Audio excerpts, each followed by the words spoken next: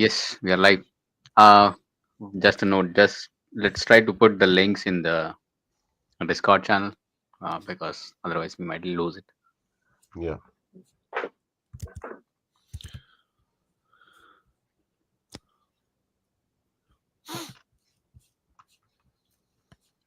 So, are we doing link scraping today? Sure. I posted a few. I saw the. Did you guys see the Google Gemini robotics announcement? That seems like a good one to start. Can you share it? I'll share it in a second.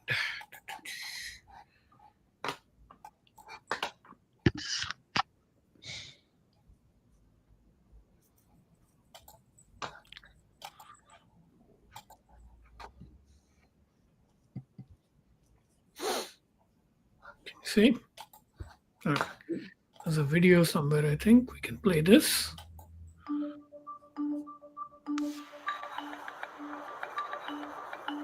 We're bringing Gemini 2.0's intelligence to general-purpose robotic agents in the physical world.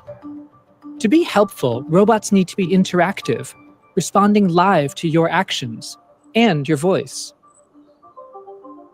They need to be dexterous to complete your most complex tasks. And they need to be general to understand things in your 3D world. And all of these capabilities need to work across different physical forms. We're bringing this together in Gemini Robotics, our most advanced vision language action model. Gemini Robotics is interactive. Can you put the bananas in the clear container? Notice how we move the objects and the model reacts and replans on the fly. Can you put the grapes in the clear container? Our model's low latency means it can respond live to rapidly changing conditions and instructions. This same model can generalize to all kinds of applications where you can collaborate with the robot live. Gemini Robotics is dexterous. High dexterity tasks are some of the biggest challenges in robotics. I can fold the orange square into an origami fox. That sounds fun. Why don't we try that? Sure. Did you know that the word origami comes from the Japanese words ori, meaning to fold, and kami, meaning paper? These capabilities are enabled by Gemini 2.0's spatial understanding of detailed aspects of things in your world. I can didn't think the I eyes saw. drawn on the fox. But why are they speeding it up? Or how much of it is just a demo? Wait, do you want me to finish it? It's just another minute or so. Yeah, we can finish it. Yeah, let's finish it. Most importantly, Gemini Robotics is general. It uses Gemini 2.0's world understanding to generalize across a vast range of real-world tasks. Can you flip the red die so that it matches the number on the green die? Many robots can execute predefined actions, but these movements are not predefined. The robot is reasoning both about what it sees and how to move. It figures out how to make the red die match just like we asked. And this generalization goes even further. This same model can generalize to tasks like this one that it's never been trained to do. Pick up the basketball and slam dunk it. Keep in mind, these are objects the robot has never seen before. But by leveraging Gemini 2.0's understanding of concepts like basketball and slam dunks, the robot figures out the task. We're now inviting more partners to join our Trusted Testers program, where we're working together to build the next generation of robotic AI agents. Learn more about how we're bringing Gemini to the physical world at deepmind.google/robotics. Was that a dunk? So it's using the overhead camera, right? It's not just using the camera also on the camera on the hand. Yes, there is camera on the hand as well. Yeah, for the robot with two arms apparently. Yeah. But if it's using the Gemini API remotely on the cloud, how fast can it be?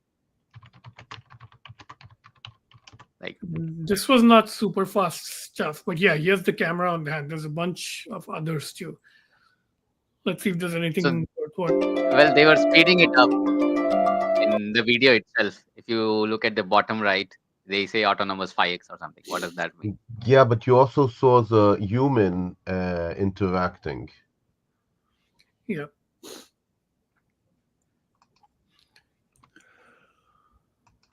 So by ARM platform, this is. But this is like I think one of the The 3D printed one is, I think, from Physical Intelligence.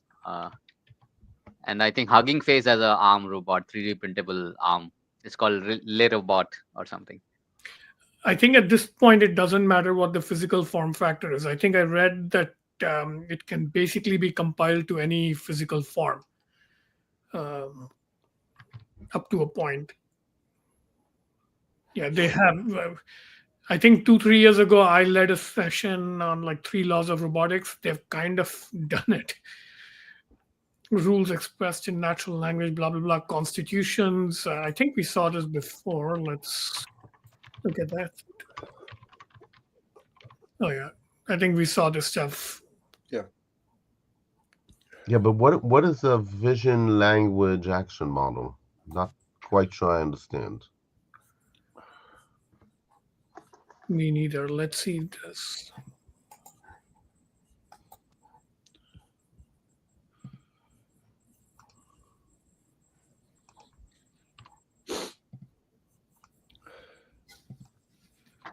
I don't know. It's not immediately obvious.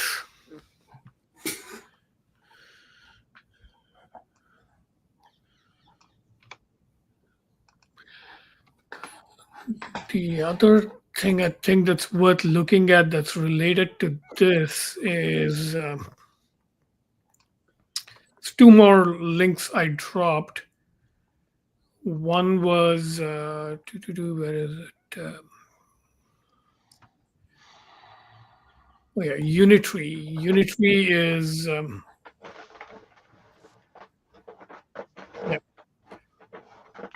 becoming a really big deal. So I think they have cheap humanoid robotics. We've seen several videos by these guys, I think. So there's these But guys. yeah, Yeah. Unity produces like good stuff for the entire stack. So they also have LiDAR scanners and actuators.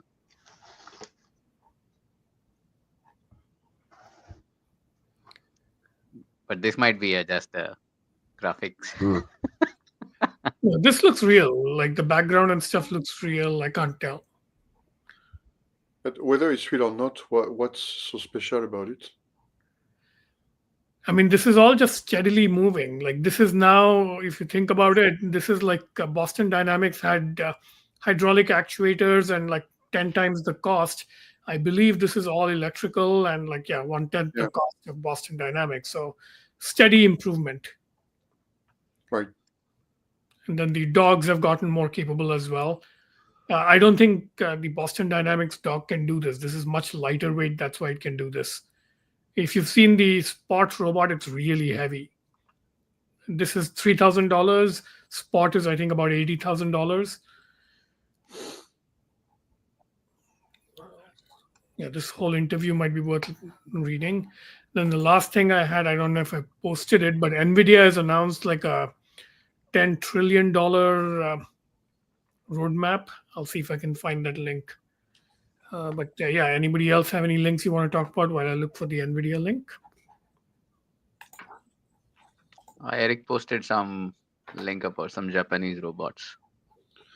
Right, it's a robot we covered like 3 years ago. I kind of know a little bit the people who do it, and it was sent in February finally. And the robot works, but not the lander. So the lander basically, I think from an American company, something like Intuition Machine or something like that. Basically, it landed and tilt on the side, okay, and it landed 250 meters away from where it was supposed to land. And the problem is that apparently it cannot deploy its solar panels to charge. And so apparently this affects also the rover, and they decided just to take a picture and to turn it off.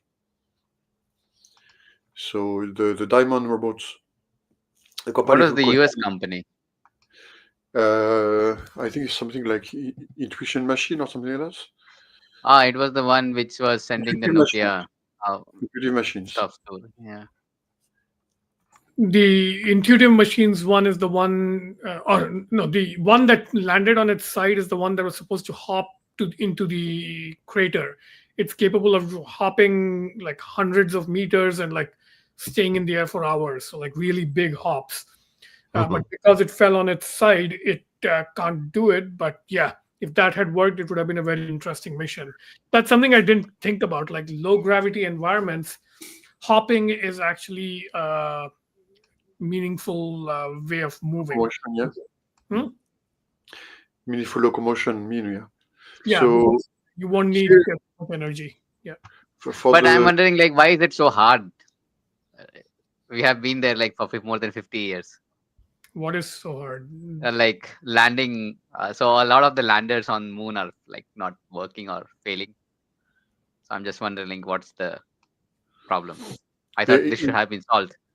indeed, over the past year, I think there was an Indian mission, and the Second Chinese mission and this And first. like there was a Russian mission also that failed. Yeah, I think it's because they're trying to do it autonomously. All the Apollo landers were human piloted, so they could control the descent more effectively.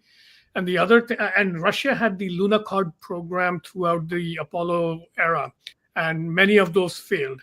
Um, but they were much bigger. Like I think one of the Lunokhods was like a jeep-sized rover that landed. So yeah, it's not clear why these. I guess they're trying to do it on much more of a shoestring budget and more sophisticated in some ways. like all of them were private companies, right? No, only two were private companies. These Intuitive Machines and this other one. The other ones were all, I think, government. The Indian one was government. There was a Saudi Arabian one, maybe. There was an Israeli one the year before. I don't remember if that succeeded or not. But the Indian one involved small company because it was the one that was supposed to send the Japanese rover from Oh, the. I think there are two things are confusing. There's the ISRO mission, which is the government one. That one failed the first time, then succeeded. But there's also a private company that participated in the Google X Prize, and they won. And they're the ones that partnered with the Japanese company and are trying to go. So two very different I projects. see. Okay. Yeah. The ISRO one is like any big government one, much better funded and like has a huge organization behind it. The startup is very small. But it's very interesting that it seems over the past year that it's mainly the lender that fails somehow. Okay, Yeah. it's because I remember for the X Prize, because several friends were working there. Okay, so I was wondering why they were not able to build the rover and the lander. Okay, and so they were explaining that it was actually much more work and very different challenges. And so that's why during the Google X Prize project, smaller companies grouped themselves. So I think the Indian company, I forgot the name, and the Japanese company called iSpace. Okay, and so they work together. So just unaware about the detail of the difficulties here. Okay, but the landers, since the landers are much smaller and the gravity is low, is it about like they land and is there light? So they just No, I think the failures have been very different in each case. Like the first Indian one that failed, its rate of approach was far faster. They couldn't control the descent rate, so it literally just crashed and exploded on the surface. The one landing on the side kind of problem, I think this is because people are targeting much more difficult landing spots at like different latitudes, like far south latitudes of the moon is a target now. I imagine the original Apollo and Lunokhod missions tried for like the flattest, most easily deorbitable positions and stuff. But yeah, I think I don't think there's something to explain here. Like there were lots of failures in the 70s too, and the Apollo ones were human piloted. The Lunokhods, I think many failed. So it sounds like an automation issue there in the end. Now, okay. All these have the same profile, right? There's a lunar orbiter that is the relay station to Earth, and that does some sort of like base station type stuff. But the descent module and the lander are typically fully autonomous. So the problems you have to solve are going and like having a controlled descent, so that can fail. And then once you land, even if it's a fully soft landing with controlled descent, if you kind of land on like a slope 3 meters to the right instead of a flat area, you can tip over. So I think that sort of problem has happened as well. It's interesting also that to see that it seems there is a lot of there is definitely a lot of activity on robotics and AI. We've just seen the Gemini thing, okay? But is there much progress, okay? Because here, for example, for space, okay, Gemini and so on, we've seen through the videos that there is imitation learning, such kind of techniques where how to fold an origami, how to fold I don't know a shirt, okay? They take some examples and so on, okay? And maybe techniques like reinforcement learning. So they need samples, okay? But here to land on the moon, okay, it's like one trial looks like costing a lot of money. So where do the training data come from? Okay. And so I wonder whether it's not what NVIDIA is proposing actually, basically simulations. Okay. Yeah, I have that tab open, but before we go there, I don't think any machine learning has been used in any of the moon missions. This is like very classical astrodynamics, orbital calculations, control theory. Nobody's trying to do any of this with AI so far. Like they might use some small amounts of AI in like payloads for like image recognition and stuff after they've landed. But for all the like high risk parts, as far as I know, they're using only classical techniques, no AI. So, but that is probably because you can't get rad hard compute. No, for it's AI. not that. I mean, this stuff it's too deterministic. Like orbital calculations with like velocities down to like fractions of milliseconds. There's no point in like doing this with AI. I don't agree with that. If you're using AI ahead of time, you're right. But if you're using AI to respond at every minute to what's happening, imagine you have a robot landing and it's slowly tipping over. Makes a lot of sense that you would use AI in order to decide which leg to push with and how to change how you're pushing and so on. If you have those capabilities, I don't think any of these have had those capabilities. These are like all like fairly simple rigid body type landers. It lands, the door opens, the rover comes out or drops from the belly or something like that. So we'll get there, yeah. But that sort of thing has happened at an experimental basis, but as far as I know, hasn't happened with any of these missions. It's all pre-computed missions, basically. But by AI here, you just mean something like Gemini, because to me, cybernetics is still part of AI. I don't think they're using even COFI or older techniques. Like the only things I've heard are like very small payload experiments. I've not heard of like either classical AI or deep learning type stuff. Since we're talking about history, I found this interesting video that's worth looking at. I think, hold on, it's a history of walking robots that I found on Twitter. So let's see. So this is interesting because my first internship in Bangalore in 1996, I was working on hopping. Yeah, we saw this once, I think. These are tethered with like full stability. This one. I remember those. I haven't seen those for ages.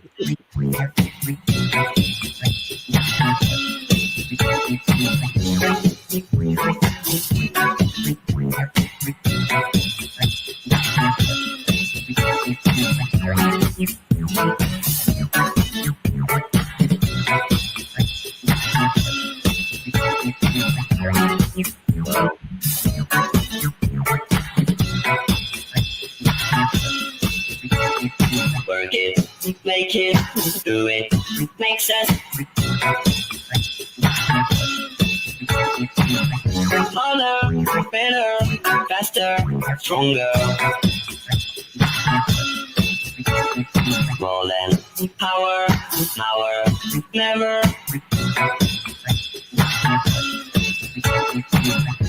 Ever after work is over. Work it, make it, do it, make sense. Harder, better. And that was interesting.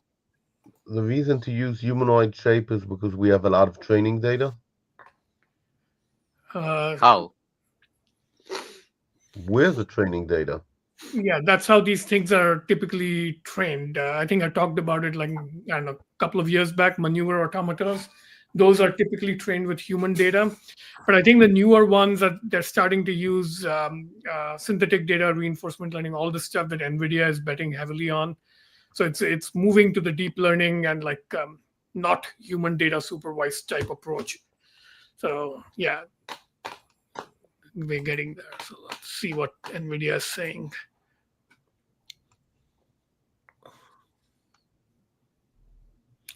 So yeah, we looked at Omniverse and Cosmos several weeks back. There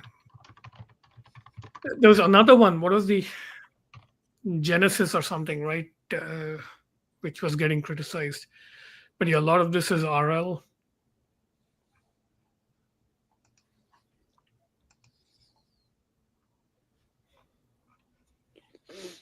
Okay.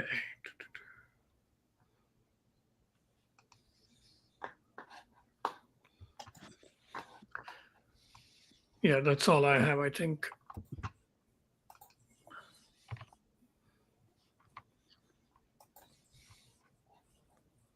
Have we read this one? Sharing something.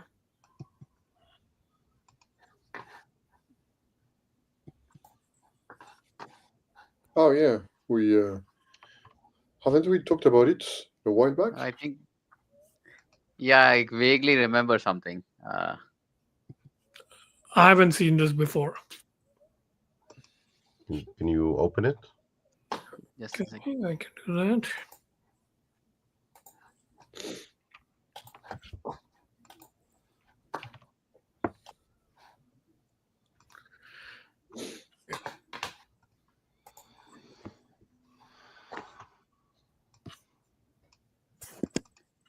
Let me scroll here.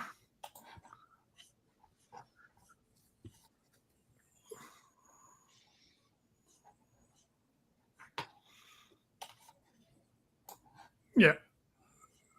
It'll be, this is the standard Asimov argument that if you build it like a human, it can use human environments and like be a proxy for alien environments where you want to like prepare it for human arrival. So all of Asimov's robot stories are based on that idea.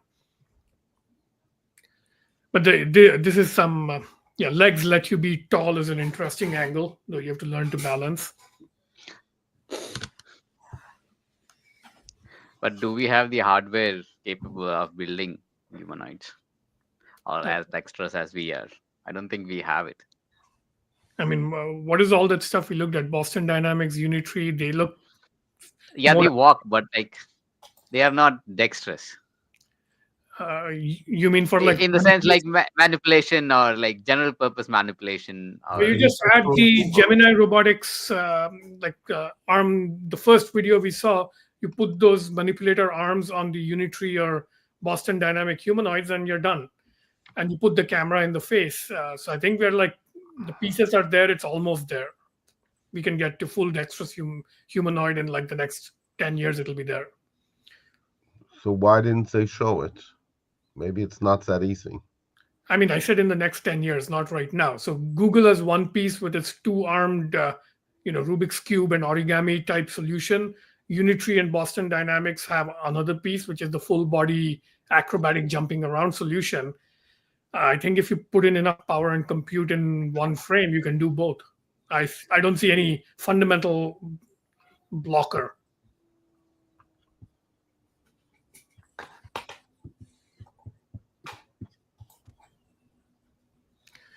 Yeah, I think for some reason, a lot of classical robotics people hate humanoids because they think somehow because it's like fun science fiction and Asimovian, it's bad because it's science fiction. Whereas I think it's kind of a good form factor. Like humanoid apes are one of the most versatile mammal species on the full spectrum of biological life. So it's reasonable that they're a pretty good form factor for robotic life as well. But it's also, I think the first article that Anuraj shared. I think there was something like that in that article too. It's about the environment. Is that we shape the environment for us. Okay, it's like we have doors with knobs for our hands, right? Right. So you see, for example, a big limitation with Roomba. Roomba is a great form factor for what it has to do, right? It's sufficient, and so it makes it cheap and easy to build and so on. Okay, but then when you have stairs, it won't work. Okay, you have to move it manually. While a humanoid Hoover would evolve in the same environment of us, an environment that has been tailored for us, that we tailor for ourselves, basically. So this may be why the humanoid factor is so appealing. It's non-technical reason, right? It's more user experience reason, right? It's the environment that But we the take. weaker argument, I mean, that argument is also true because we have built the built environment to suit us. Putting similar Yeah, robots yeah. is helpful. I'm making a stronger argument. I'm saying that even in a completely wild, even alien environment, if you started like 100 different form factor designs evolving in kind of an evolutionary race, I'm saying that even in that condition, something vaguely humanoid is likely going to be one of the more successfully adapted forms because it can climb, it can pick up and manipulate, it can reach high, it can squeeze through narrow spaces. I think octopus is better. In what? In liquid? No, In- no, in On the solid. moon? On the moon earlier, we were talking about that hopping. I mean, it's not either or. Look at biological life. There's like lots and lots of different form factors that have very successful niches. So, insectoid forms, 6 legs. You've got 4-legged creatures. You've got 2-legged and ape-type creatures. You've got octopuses. There's at least, I would say, 10 to 15 different major geometries that work. I want to say the opposite. I do not think that the human environment has been optimized to take advantage of all the different affordances of the human shape. Let me give you an example. One of the advantages of having our form is that I can hold, adjust with my hands, and apply force with my feet. In your daily life, you don't do that at all. It's only, sometimes when you pick up boxes or try to push a car out of a ditch. Mhm. Okay, so if you think about the usual daily life, it doesn't take advantage of this separation between dexterity and force that you can get with your thigh muscles. No, I'm just I mean, saying, I if don't. you're not taking advantage of it, it means that there are many other forms which would be equally suitable for the world we live in. I don't disagree. I would say it's not fully optimized, so there's like slack left. And I think remember when I did my talk a long time back with cats, I showed pictures of my cats clambering all over my house, and that's an example, right? Like it's optimized for humans to say 60% or whatever, like arbitrary number, but it works Mhm. pretty well for cats as well. But I would say if you were to compare different form factors, human built environments are still better for humans than for almost any other biological creature. Like cats are pretty good, pigeons seem to do well, uh, but in general, I would say monkey shapes are the local optimum for apartment buildings and things like that. And I'm saying I don't feel that way. I'm looking at apartment living, and I'm saying a lot of our capabilities are just not being used. We are saying different things. You are saying a lot of our capabilities are not being used. That's always true. There's always room left to optimize.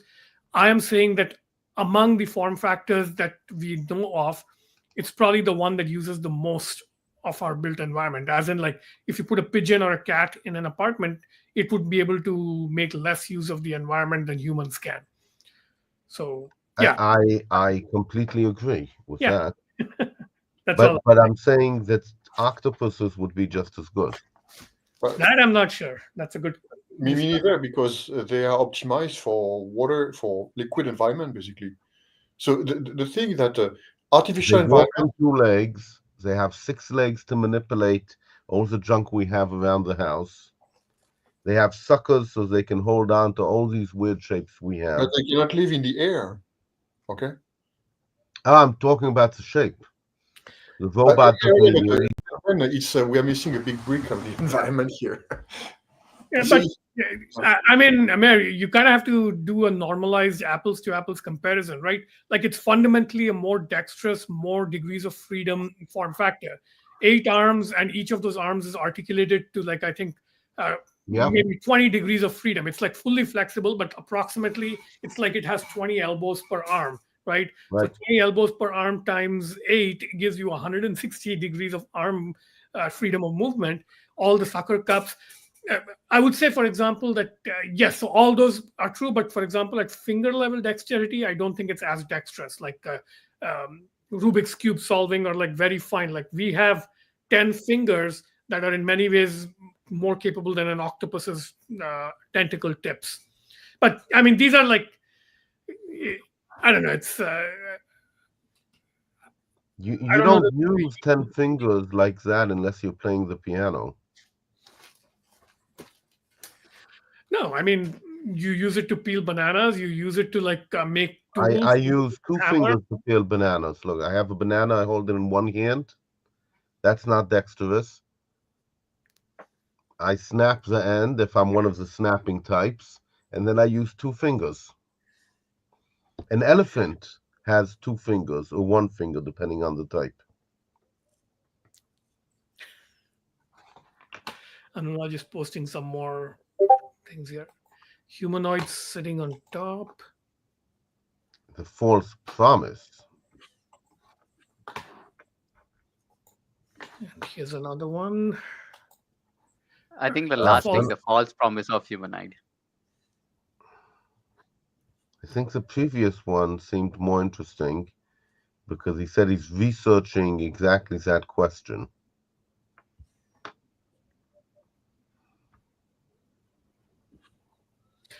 But none of this is like either or. Like my approach to this is, if you think both are good designs, fine, make some octopus robots and some humanoid robots and like have them compete in the marketplace for domestic assistance. The Google video we saw in the beginning, that's closer to an octopus than to a humanoid. It's 2 arms. You can imagine adding 6 more arms, and that might be a better way to automate the kitchen than adding like a humanoid body to the 2 arms. I don't know. I'm saying it could be, but I think I'm agnostic about it, and I don't have a strong opinion about whether or not it's true. I think 8 arms would probably be overkill in the kitchen. I might be 3 or 4 might be helpful. Sometimes in the kitchen when I'm cooking, I feel like I could use 1 more arm, but I've rarely felt the need for 6 more arms. Can you? So Trictopus. Can you go to the previous article? The guy said that he was part of an IEEE group that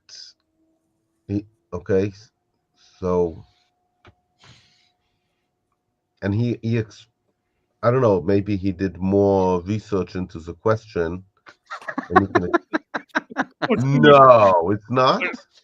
It's great. You get a grant. All right. Here's your IEEE thing, I think.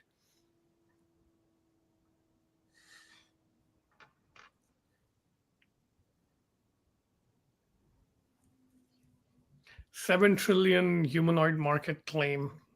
50 different humanoids.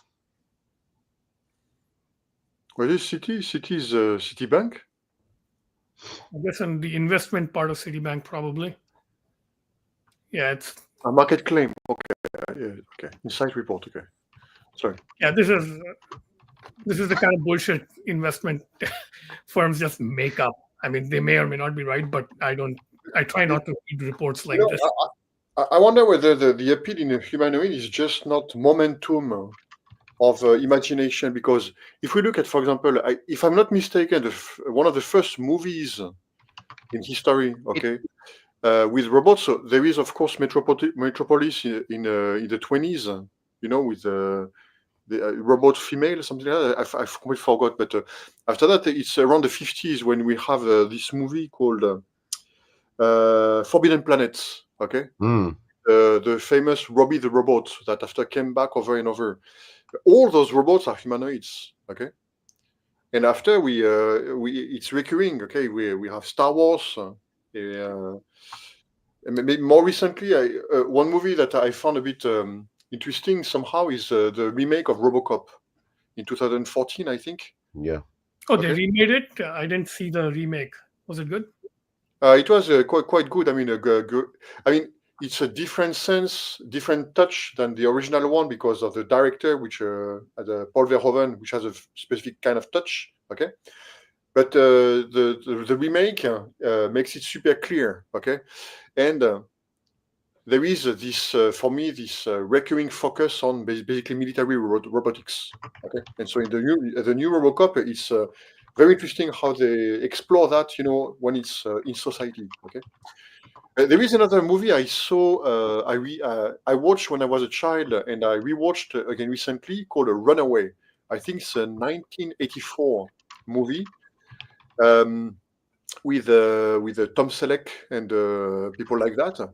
And actually, it's quite a bit cute now, but quite interesting because it's in the future as seen from the 80s. Okay, where basically the whole society, there are robots everywhere. But in that movie, you don't have a single humanoid robot.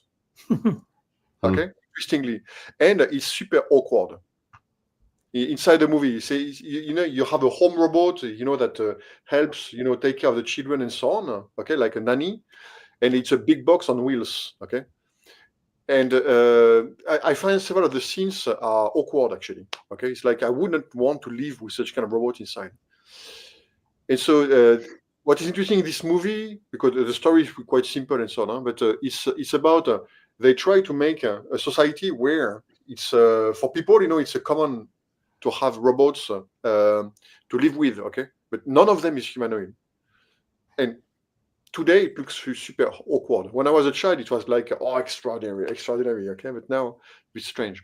I wonder whether it's not a fantasy inertia of this imagination we have for a long time, and we can see through robotics. Okay, if I'm not mistaken, Robbie the Robots made a big dent inside movies from the 50s. That was a big turn into having robots as first players basically in movies. Okay, and after we have C3PO and C3PO, right, in Star Wars, the Golden Robot and so on. And stuff like that. Yeah, I think there's obviously some natural imagination imitation of like biological forms. So all the robots we've thought of, they either look like particular animals that we particularly like, so it's or like or fear. So it tends to be two extremes. We either make robots that look like cats, dogs, or humans, or we make them look like scary insects and scorpions and things like that. So those are two biological inspirations. Or we make them look like modified appliances. So a lot of future robots, they tend to be, let's take like a normal device and make it look like a robot in a weird way. A washing machine. Yeah. But usually they do it in a very funny way. Like this is a running gag in Futurama with Bender. So Bender is a basic humanoid, but he always has gags which make him like all sorts of other things. Like, he'll be a popcorn machine. Like they'll go to a movie and he'll say, anybody want popcorn? And then he'll like put popcorn in his belly and pop it and then push his antenna to like squirt butter on it. So it's that kind of gag, which I think is interesting from an engineering point of view as well. Let's look at a general purpose robot indeed. He's 40% everything. He's also the one to say, okay, save the planet by killing all the humans, basically. Yeah. Let's see, what are we looking at here? So, to some extent, it sounds like a white humanoid, but it's more like it's to fit our society somehow, to fit our environment, a social environment as well, right? There is this company here, a company called Cyberdyne here in Japan, robotics company who exists for 3 decades. Okay, it's a spin-off from a company from a university, and they work more on assistive robotics, like exoskeleton, especially for the elderly and so on. Now, okay, and the thing that from their point of view, basically, it's to match perfectly us. Okay, you know, they have some kind of legs, and you can sit inside. Okay, and that can help you, you know, stand up, to get up from your bed and stuff like that. Okay. I talked with them like half a year ago, and now they are integrating LLMs to have voice control. Okay. And so there are cases where it looks like it's logical to have a humanoid form. Okay, but there is something also they report on, is that they've been working on for the elderly and for hospitals and so on for now several decades. Okay, is that most people who are okay to try a robot, they would like a humanoid robot. They feel more comfortable with a humanoid robot. Okay. Yeah, but that's something that'll quickly go away. Like people get used to really weird form factors very fast, right? Like horseless carriages. Initially, cars were built like horse carriages, but eventually they started acquiring their own like design directions and stuff. Yeah. So I don't think those memory effects last very long. The UX effects will last, like, you know, exoskeleton for elderly person will need to conform to humanoid shape. But even that can get like very flexible and weird, right? Like you can imagine one of Mayer's octopus robots being a very good exoskeleton, right? Like imagine an old person. It uses 4 of its arms to like support the old person, but then the other 4 arms are available to like help the old person do stuff. So it need not be a limiting idea, I think. Yeah. Yeah, these two also looked good. I opened them up and shared, but yeah. So this is. I haven't heard about this company much. Like, this is the first time It's from the IEEE article. Yeah. Is there perchance some kind of article that compares these robots? Because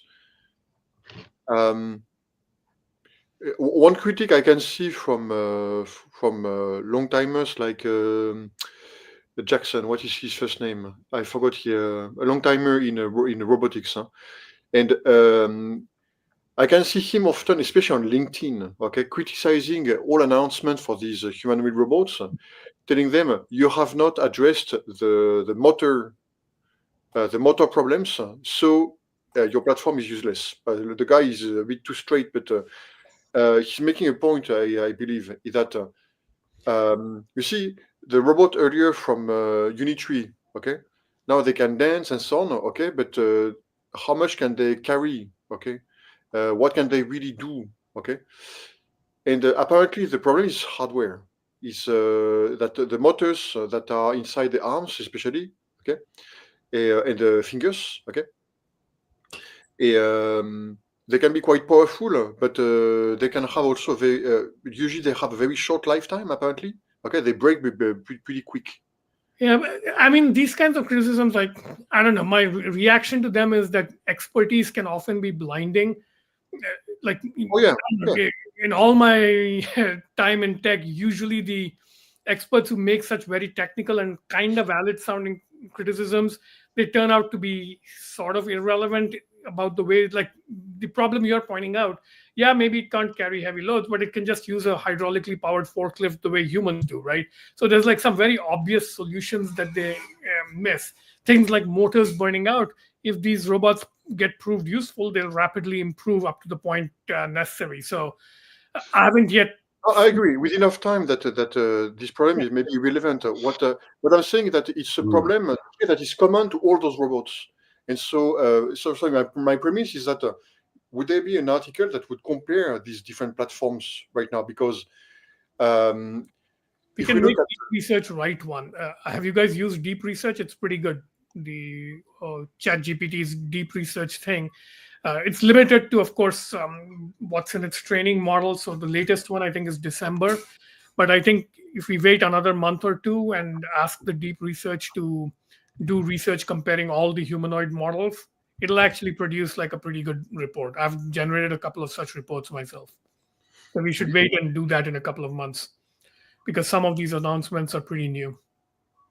Seems Facebook is also working on humanoids. I didn't know that. They just started maybe. Meta plans major investment in AI-powered humanoid robots. They actually are kind of interesting because they also have the metaverse thing going.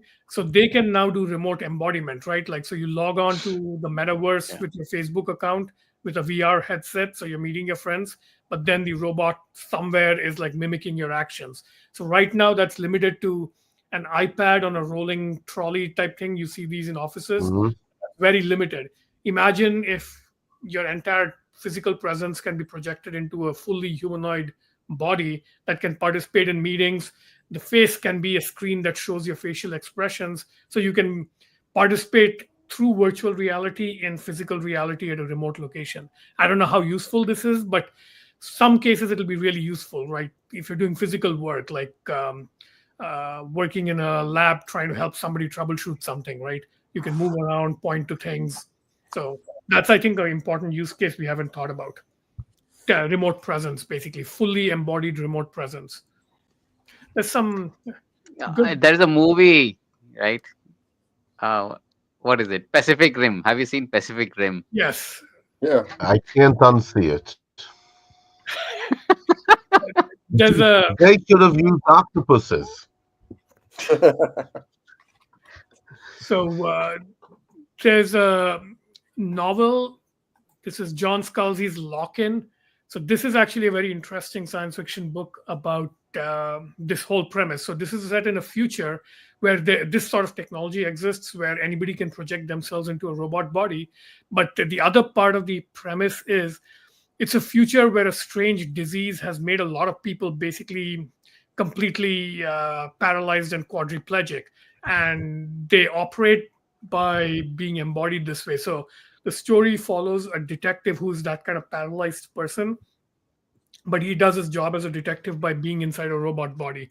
So it's a pretty fun novel if you want to read it. Cool. Yeah, Locked In Syndrome. So is this how the Matrix starts? This is what? Is this how the Matrix starts? Because the people who are locked in are inside battery-like pods, and they don't know if they're interacting with the real world or not. Well, in this They novel, could be they do inside know. a gazebo. Yeah. Similar premise, yes.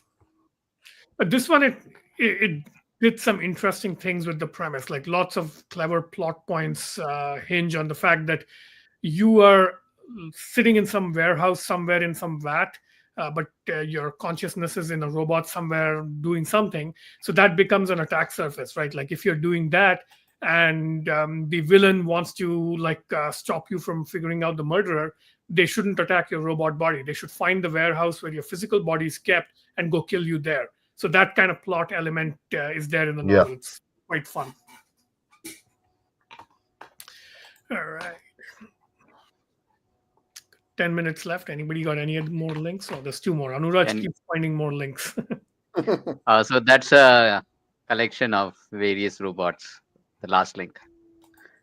Well, do you The think video that Friday. little fly robot that can fly for 15 minutes is considered to be a robot of what we're talking about?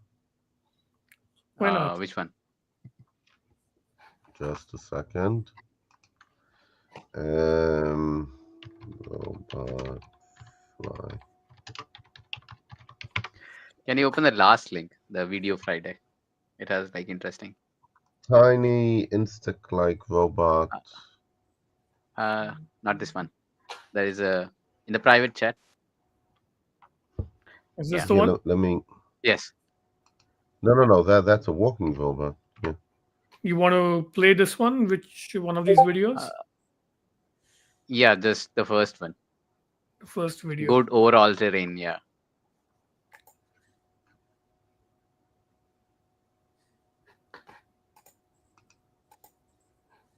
Navigating complex natural terrain remains nature's domain.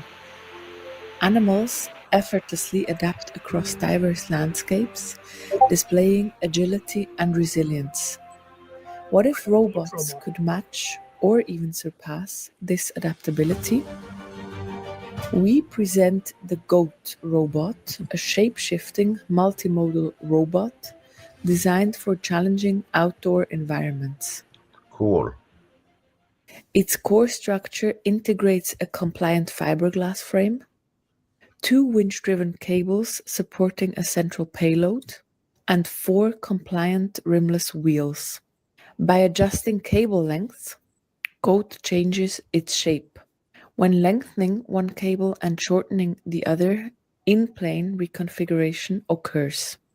Inspired by nature's reconfigurability, like hedgehogs curling up or tumbleweeds rolling with the wind, GOAT can transition from a flat form into a compact protective sphere. When unfolding, the GOAT's symmetric design enables it to always assume a feasible driving configuration. Built from off-the-shelf materials and scalable fabrication methods, the GOAT is lightweight and durable, perfect for tough field deployments. Unlike traditional robots that rely on intricate sensing and environmental models, the GOAT embraces a bio-inspired approach. Actively altering its shape allows it to change its passive properties and to adapt to the environment. Tested over 4.5 kilometers of diverse terrains, GOAT proves its versatility in snowy mountains, urban zones, and even in water.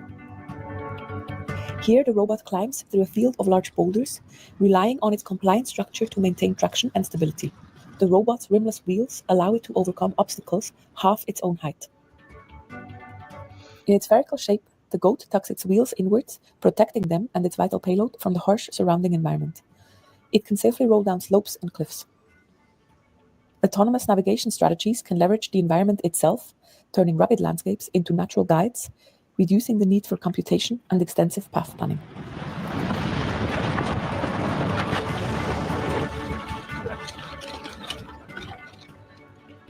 By reconfiguring, the robot can free itself when stuck.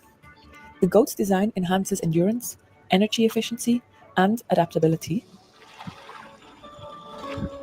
Integrating active and passive reconfiguration to navigate in extreme and diverse terrains make the GOAT ideal for applications in environmental monitoring, disaster response, and even extraterrestrial exploration. It's quite impressive, huh? Yeah. Yep.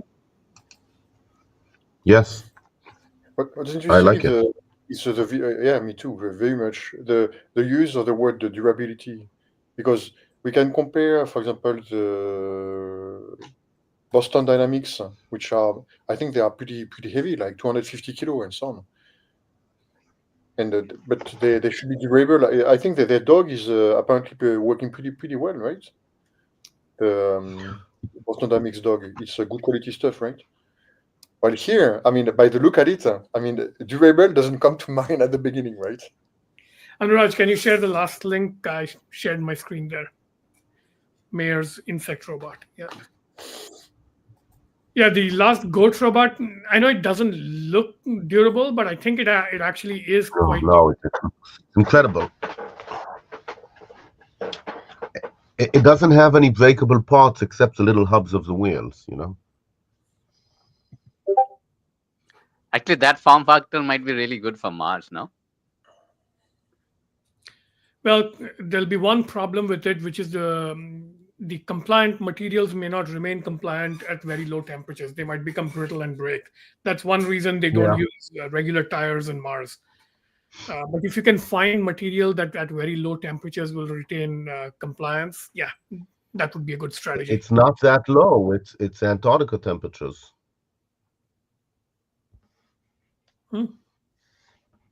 Maybe it'll work. It's also impressive, huh? So they made a little fly that can fly for 15 minutes. What So is? you, I have no calibration of the scale here. How big Oh, is? this size. Hmm? At the beginning, they showed in somebody's palm of their hand. The beginning of the article. Oh, okay. Oh, yeah. Okay, that makes sense. Yeah, that's pretty cool. So I'm asking if we consider this to be a robot. Yeah. Because it doesn't have any manipulation ability. It's really focused on the drone flying ability. I mean, you could add some very limited manipulation ability, like mosquitoes can have like a pokey needle like thing that stings, so you can make a assassin robot with this that injects poison into somebody. Okay, how about I say it like this? It feels like the goat robot is much more of a robot than, to me, than the fly, even though both of them are only about locomotion. It just feels like the goat could catch things with its wheels and move them together. Could do stuff.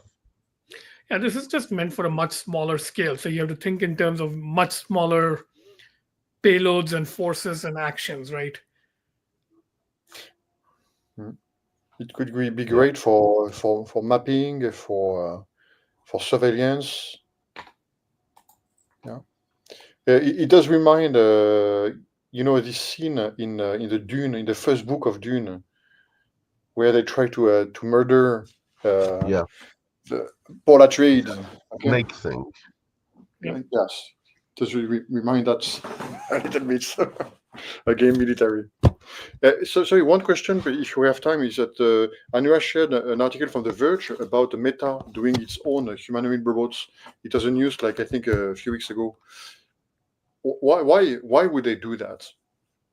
Why Meta would do that? I mean, I explained my theory of it, which is it is projected presence through the metaverse. So they have billions already invested in the metaverse. This makes sense as a complementary invention to me. So Okay. it's basically social robotics. Social remote robotics is, I think, what they're after, because they don't actually do things like factory automation and stuff. So Like, Even if you want to control something on other planets, right? It's like useful. It's also yeah, then the that would be useful, but that needn't be humanoid. I mean, that can be like, the current rovers aren't humanoid, right? Meta, I think, is going humanoid purely for social reasons.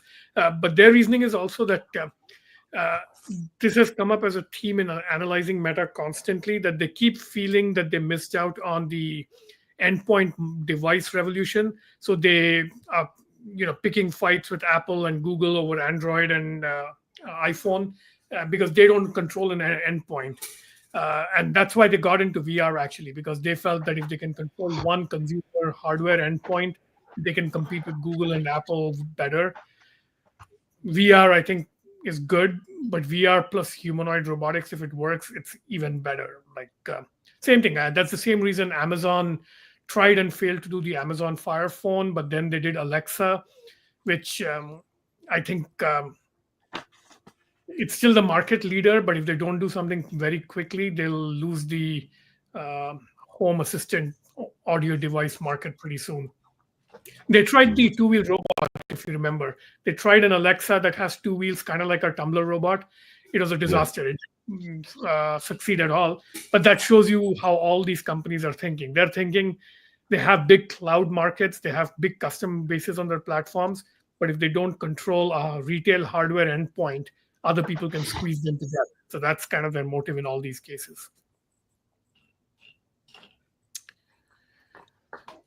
Yeah, this was a good collection of links. Nice. Yeah, I'll maybe next month I'll try to generate a deep research report on all this. I might scrape these and put them in deep research. Yeah. Thank you. All right. But make sure it gives the whole range of diversity, not just, here's 50 It humanoids. does a good job. Like if you give it a few cues, it goes like in a wide fishing expedition, looks for all sorts of references. It does a good job being exploratory. I have appreciated it. Yes. All right. Okay. See you guys Next week. Bye. Bye.